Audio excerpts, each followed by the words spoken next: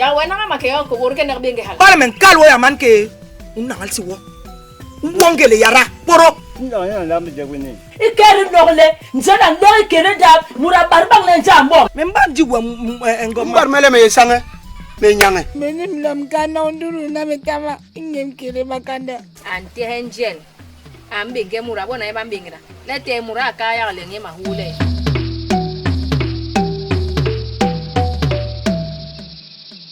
John. Njeri ya be yele no achelele mbala yem in lambe be in kan di nyele bala mpambo ay no mura. Di nene de yan yin habinda. John memen mi dem tong tong. No ganile e jamli wen we la kujo hala. Awa me Aman ki. Men yi habi me pe metel bene. We mere bi bo mere ni yi me murbolo. Le me bale kel ma ye handum ko ba an hong ha. Hongol yem yendik mele me ke pour le pan. Me ke bolo. Mengo ebe to tinga wa wem ngandarle akenerbe kaya kenerbe ka bolo bi men sal go so metama de horma yeme berel perim bongu na ngo pa menta lo me himbena de wa wem alambar digi bongu la mura jate hele ngwe Angel intembe. Angel intembe. Wang. Nkombongo. Nkombongo we mur pubali yenu no we ba cortas. Hingen jig sol. Awande isebenye uka sol man. Nyula antembe. Hingen Antembe. Por madira. Mbor wong ye be nyoya ngoma be. Manya ngoma be ibe mbor wong Be. yardili we toke ki tibe yar ma hop wa apemene bi garina di ye jebe wo so nyena bi nyumla nye wa wem nyen abi nyumla Bolo ni jam. wa wem nyen abi abogalen nye di ye jebe wo so na se yara Nye joye. Wanya na bo ale. Anya be kon go. Am to nye joye. abi lengle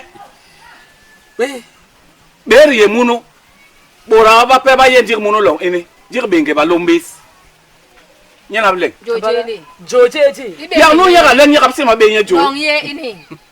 Ni long ke ni bai mu. Di mu no apor jam o ka pe nye. Angel. Metera de water alo. te hebora ha bo ba ye ha nde be bo lomre yena mura hol be ji jam mu ton diglana Cham dividin. mangwa johana no o mana wonte Amanke. Ah so bo kale wo hong la be jam mu ye na gwal jole ka ho. Amanke. Aso be lobe na len leri jobe ke hene. Nyule le bombom. Le maduba. Le ki be bone ban yinyo kirina. Nuranga. Dingira ka nura le. Umga ka pamberge. Han be ko le lor ka bele. Gongi mami babale. Hura mungu hura ndira na mo ekiri. Kira wakapam janda. Haene mununu wasibele saran soho. Aba bena jubu nyande le nyema katilka. John bale jonga lili sububuru. Buruga sembu ga jo haga. Bale joli. me bor yem tel le bal me bom na yen tel We waboro semba joga ha. Alo. manke Do me. Ni el buru ka ha nan bengi ba. Me dire me som belle Ni el buru bengi ba se hege jo. Belle si. O yi ki la bo. Di woni wa won ni temin sangu ndap. Regwe be ngong le riyen na bo jemlin ko. Nyule muranya ya bahale bale ngem tibi henie. Sara nya ye ne munu ya no ka be yom yoy. kel mura no na no me munu ndapa nyena ha ayile Dabi ongani kala yo tabe jam. Nyena haya ayila aban gandum na ba ngwe kel wa gwel me hanyen Saran. kel wa gwel me hayin ma ha kale go go so na yiporo yi bak maliga me Angel. kela gwe we bana gwe we la no. Ay. Abi gwe.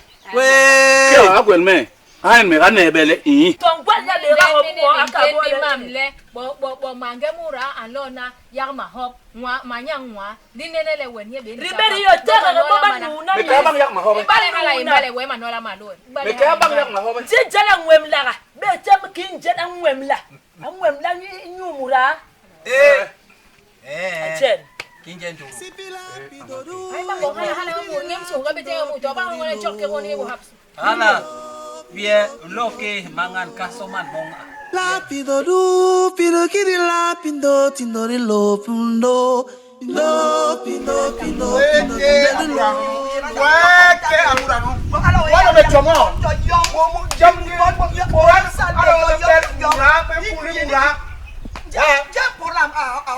Boroki manyu blona di Usima bang makem nyong. Usima bang ye. Usima bang ye ko mbonga, usima bang ye nyong. Ubera so just mawe. membaro wa ba jambora. Yes, mawe. Jaja sima menela ngera be munu nda. Wa musima ga jambora, wa mboro ka. Meme so yamante. Ni me yamante yamante. Be amanyung ah. Manyu la be munu nda mi. Uyile lisa ga kamele ke amanyung me ke me pa me amanyung kita be nyowe. Ube he. Ube he. Usoro mi na wan ka duha ah. Aho unjo ha me. Unjo eje me na duwa ilu obege. Onunu ye na. Wenunu ina me gwe wala na. Ngengera kola. Ngengera kola unte yom ntakbe. So we me. Dikel men kwa ngengera yo impam namba ini. Wote e jobe ji jong teleble. Membala angera yo ba. Jobe li jong teleble. Nyule ngeng nke. O solo mama unke sibakara, ke sibakodo. Ngengera yo kola. Kero e ba sondere. E han me baba ni ni. Wengibe ngangi ba u solo nanga. Entome.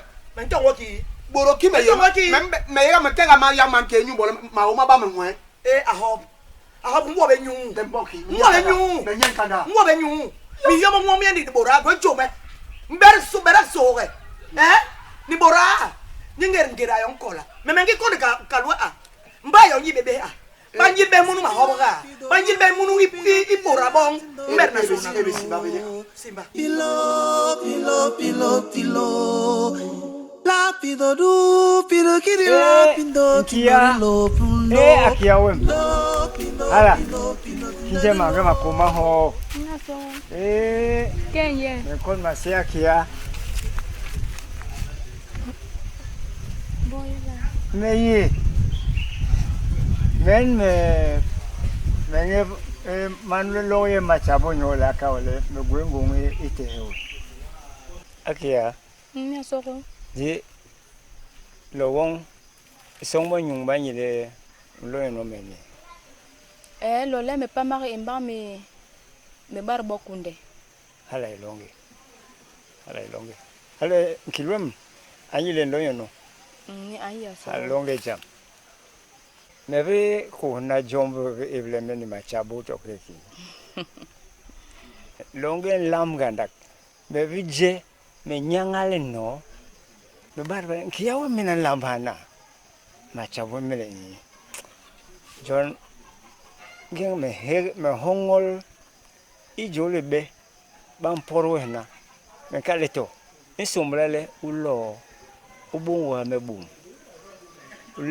ulembel me hala ki lamb meje nyu bongle win lam memere nyen me ka kenawo itu don me gwengongle meje longo be jelen kiawe ma lembel me di me yibe ki wo hongole wile lam game ni bon le meje game mang me no le meje So iya mela lembe we. Mbongo mwal mengoy ni Kongo le banga. hala Wile solo iberga hala mitem solo. Iri nile mi yile la ngon mura inlama banali bak munu ilong basa ten ingang ye kerendable bi hala ni ya ndi bale lama kebo jam joko jol tabe en ke ga bum nano we yongni ke bong bum hala kinkal we ndia sogor korbai ren somki bom iye bom imbernano ya bi jer ya somo bom in hedia sogor korbai la be kola hala ambar tang la hala gandar moni hala imbar ngandar moni asogo nyule to lembe mbongo banga ye mbongo basa iye maligale ngimiet vilembe ipe iye bale relevna yo ikere mapanme bo kibo sima kibo lembije dibini pipe ren yongo gbo bom John mini money ntima so wo mo ko la akila yongni november boy aso to post mo bobo so na die na no kere bom bobo so kimi e kawe post mo nyu bongle ubana post mo bale utabe ngwang ulabe bana post mo ni aso ngonge ngban so bo jelonge ulama hawo kere mpe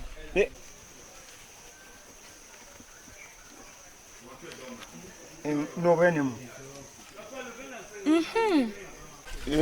Lamb kinkal ngol mengoi me relatively me jega me tina website jam jogo jole tabe asoro hana nano mi ile mi la hengba me sombol kenangan yong gan lam jam jogo jole tabe asoro imerale mhonu orungoe a kinda kiawe pilo la pido du pido kiri la pido tinori lo pindo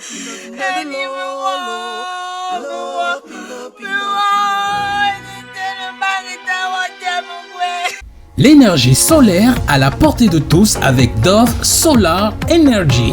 À des prix défiant toute concurrence, offrez-vous la meilleure des solutions énergétiques et dites adieu aux coupures de lumière et aux factures. Nos produits sont certifiés et sous garantie. Nous sommes flexibles et à votre écoute pour fourniture, installation et suivi. Contact 6 70 24 58 05. Dove Solar Energy, le professionnel de l'énergie solaire.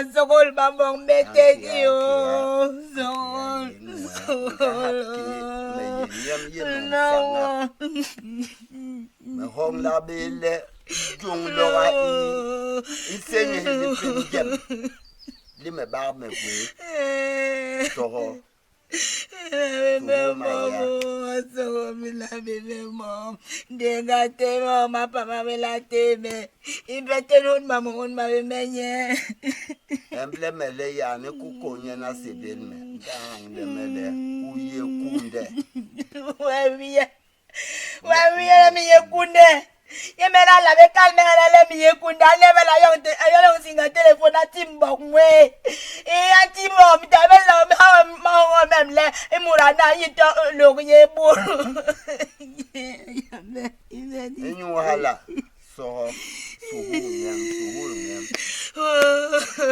nga bale bo me bale ngi koble nga ki men ho hol dating le ke no koble hali jong lo ga hilen denga me hong la le nyambong le me bana le pim ndin domle abe her ye pek nyo bong le asenge le pim jem mbele pim tina be mena Denga ya ale mbebengemo denga ayi jongo ayi banga tebemo Denga mbebengemo bale bo man kala ya binga denga la denga tameso we tabakala be murgu wa bombe nyamam ni denga kya bang wa bombe ko bini Ini bakina metama milam gadingo yang ada Tindori lo pundo pino tindori lo ba pe me ya hala Dia ma bang mana enggak mau. Buka ada makan yang macam ni. Gabi. Ki bola ki le. We. kele ni ban no ko da maben wo mele wo yin ka de yin Angwa tila Loteo. Ina kon masele ngara wa ya. Ai. E munumbai ni. Biba murga munumbai ni ding mabe. Burun me lo munul bi. Bala me ma ke balana ko mabe me ma ngala ko mabe. Meni me joljem. Ini ngale me ben lo somal. Ma ki yo e ba wala bala me ponji lo ya opuru me. Me ameno kwena. Ngale me ngole jembe. Ni ko bem du ko be. Ko be me lega. No henjo ha.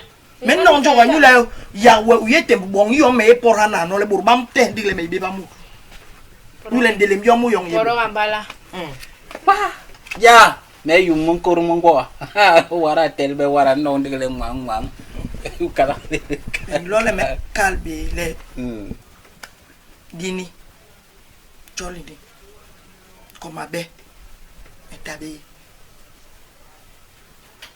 hongo kelbi na likili kindak ndo ma abara posi whisky apamna Jamba hoya joli enong nyekeni ni mburu chekna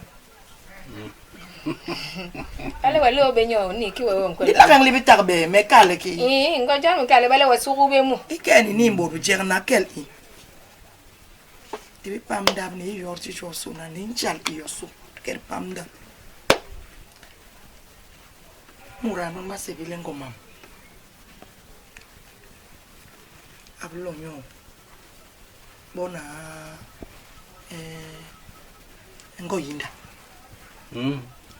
una ngoyinda ngomam abe agwembuko moni munumo seraye abe agwem moni munumo akalbile kilwes nkoko nyama tinye moni tilela gomma me yibe la liblo di men yidigle abukale nkilwe nkok nyanga tie mon mi kilmi aloti yebga ngomi ngong abitinye ayebga ko joli uka ngomma mdo tale nyena bugwale kima sora ndi wetimetera ndole mo mam ngoma homa kila bong le nyena ye abega moni mi kilmi ngondiem ma me ngwale mi yile ngondiem ni wo ngomma nyena akayong moni mi kile indola me melarbi horbana mape mai mumbus di ba ho beli ngengwe mandong nano ko ba ha ga nji munu iju nyula ndong nano mo mama lana bogorko ango mam Hey, you won't borrow ko. Nye money me encore anti you le alanga mokil. Ndiki ye ganche money. Nye ayong. Hey.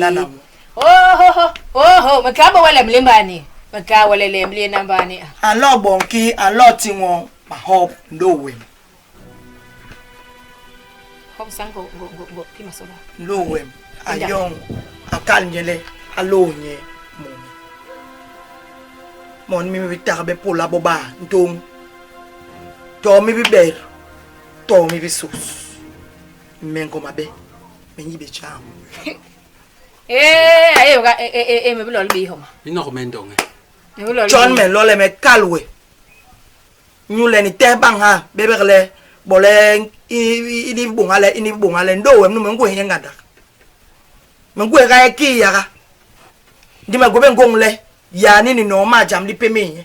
John men lole me kalbe jamdi. Ne go ben gongle ya ni no ma jam li peme nye. Ni. Mama ngwi min gondi me ke mu li bi le nien we lo porjo. To le ya ni na ko mo ni mi. Bare jam li peme. Ingam men kele be jo ya be no la na.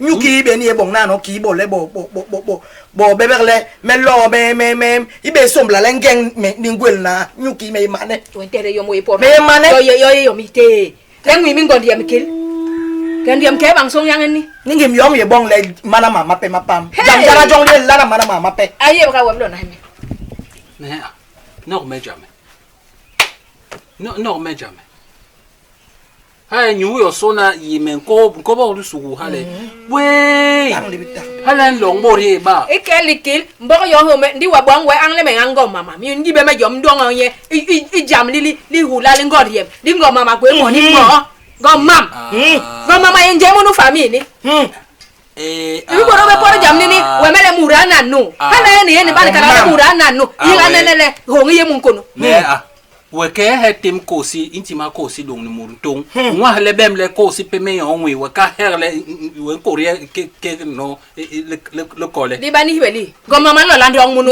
akele le kilim gondi ba bonga me jam menu we weka ha no me himur no we mpai tong le la me hala ni ba hala jam de so me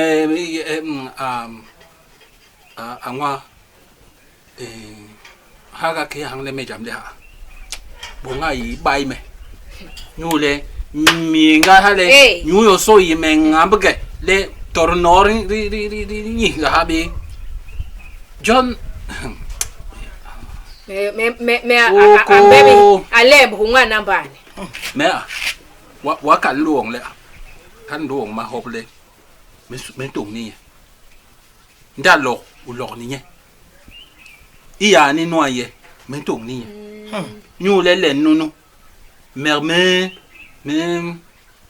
mo ngole min le la hana no yang chel ñu le nyara be ga mi ki ma ba mang le nye merme ndi bala je mo ko ngade mi no ne yom ma ñu a balo na la hop bo be ke ri rangon a sa ne mo ko ni mo ni gwe ñu bo ko wala wani yila na no ni na mandi no ndo nyumbo ko wala wa kimen lona ndi joga iki muraka jo nunu ya nyu ye la la wona le babe mla wona peme no ni e ho biler go ngor le ba ko ni ndo nu men go yen ni mbong man ki bola ni so mo no ya nyumbo ko no ye to ke to ngoni lo timi mbor ko jan we ba le me timi mbor ko nyu ki mo ni go ni ma ja ngo mo man ma ye be mo nyu ni ma sa mo ye ma hele be re henga ba nkai kanzi to ngala ma be heng ho ma ba ne inuga igale ha ilama wo kongonga beringi tebyo ñu hobnan wo bande ke tintin inuga be ba ma bwela kongo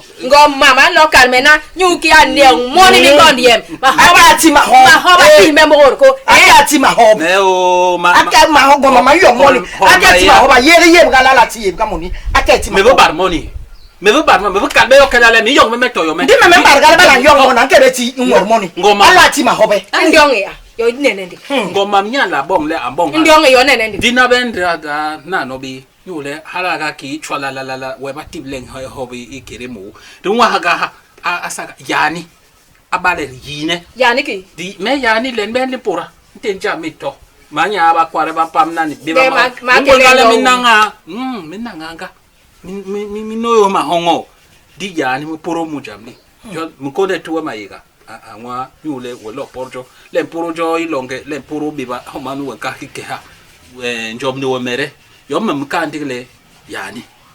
L'énergie solaire à la portée de tous avec Dove Solar Energy.